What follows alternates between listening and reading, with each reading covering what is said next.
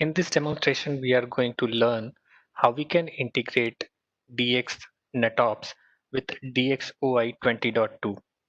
This integration is achieved using OI connector provided by DX NetOps, which I have already downloaded as you can see here. We can start this installation by just running this installer file. So this will start the installation process. To continue, here you have to press enter. Now it will present you with end user license agreement. You can go through it and at the end you can press Y to accept the agreement. Now here you can see that it is asking you to choose a Java version which can be used for this OI connector. So the default option is to use a Java which is available in /usr/bin/java. This is the Java version which is available with the installer itself. If you want to use a different Java version, you can choose option 2. Upon choosing that, it will ask you to provide the location where that Java version is installed. I'm going to go with the default option, which is 1. So I'll type 1 and press enter. Now it is asking us to choose an installation directory. The default one is /opt/ca.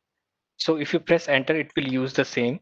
Now it is asking the details of your CA Performance Center environment. So the first question which it asks is, what is the protocol against which your CA Performance Center is executing at this point of time? The default value is HTTP, which matches my environment as well. So I press enter here to use HTTP as my protocol for CAPC. Now the next question which is asked is your host name of your PC. So here we have to specify the host name of our PC machine. We'll provide that value here and press enter. Now it asks for the port. We'll choose the default value which is 8181. So we'll press enter. Here it is asking us to provide the tenant value of CAPC. So we'll go with the default value, which is the case in our environment. So we'll go with underscore default underscore. To choose that, we'll press enter. Now here it is asking us to enter the username of CAPC. In our case, it is admin. So we'll press enter to choose the same. Now here we have to enter the password which we use while we log in to our CAPC portal. So that password we have to enter here, and here we have to confirm it again.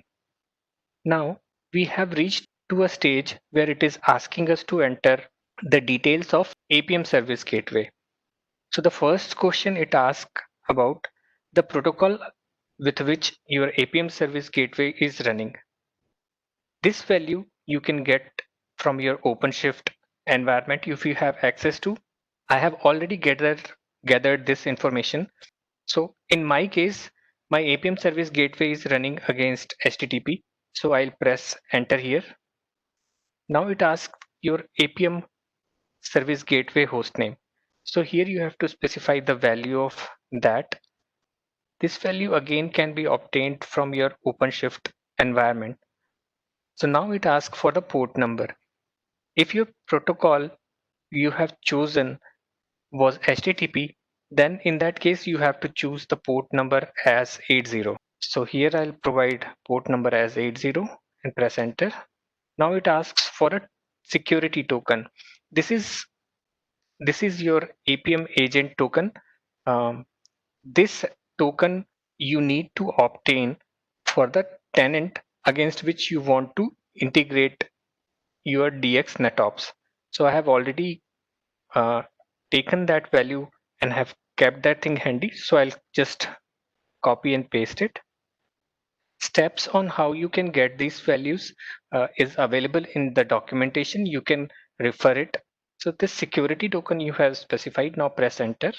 Now we have come to a section where it is asking you about the detail of your Jarvis server or your NGINX information. So the first question which it asks is the protocol against which your NGINX route is executing.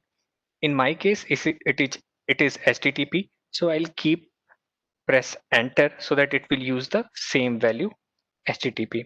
Now it asks the host name. This is the NGINX host name.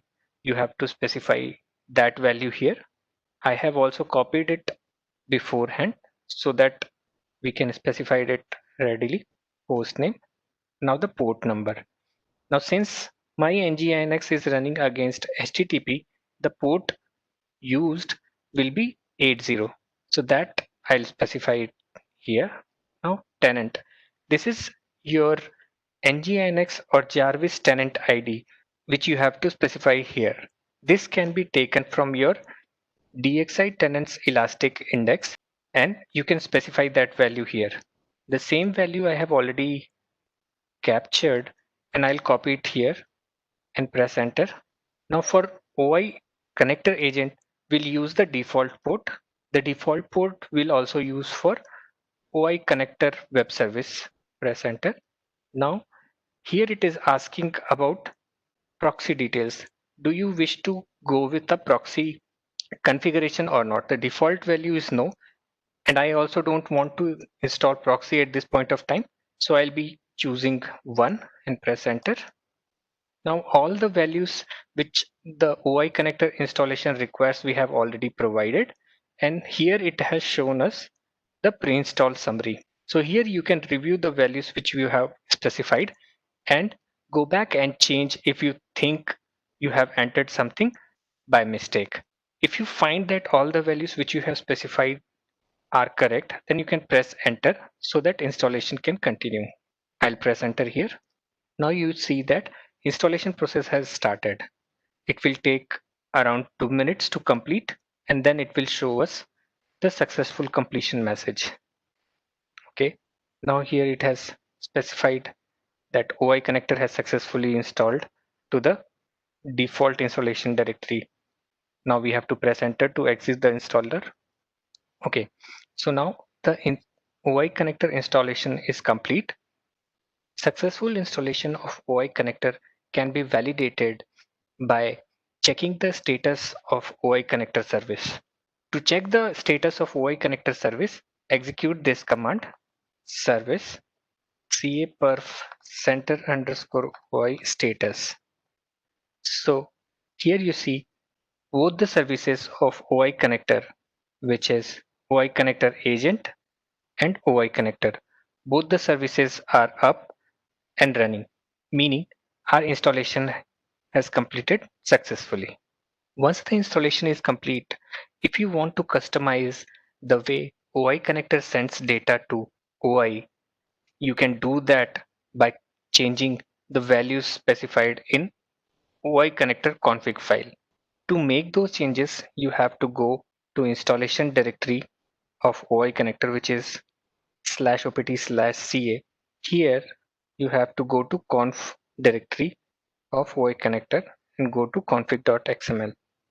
Now here you can select metric families which you want to send to OI. By default, we see that availability metric family, reachability, port, CPU, memory, these metric families are by default selected. So these data from these metric families will go to OI. If you want to have more metric families to be ingested to OI, you can add them here. If you want to have a granular level of control of what metric of one particular metric family should go to OI, that can also be done. The example is shown here. So here we have chosen metric family as port, and here we are specifying what all metrics of that metric family we want to be ingested. You can add or remove matrices from that metric family, and only those metric families which are specified will get ingested. Apart from this, if your DX NetOps environment has integration with ADA, which is application delivery analysis, or network flow analysis, which is NFA, and you want to have data from those two data sources as well. In that case, you have to remove those data source data sources from data filter field here. So for that, we go to here. So here we have a property called data source filter. What this property does is it removes data coming from these two data sources. So even if you have an integration with NFA and ADA, if you have this value set here, you will never be able to see data coming from these two data sources. So if you wish to have data from ADA and NFA, you have to remove data filter for these two. So this is the customization which you can do. After making this change, save the file, come out of it, and restart your OI connector service.